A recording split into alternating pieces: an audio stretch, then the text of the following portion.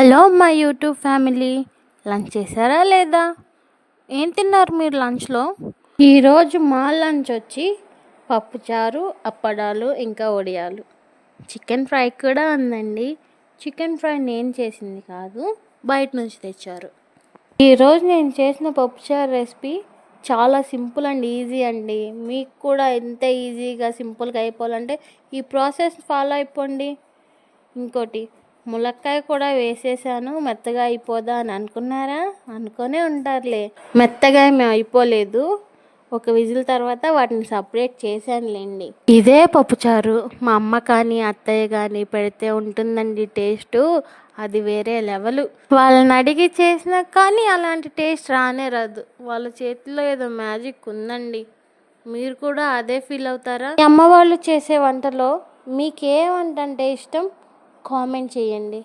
ఇంకేంటి, సబ్స్క్రైబ్ చేసుకున్నారా?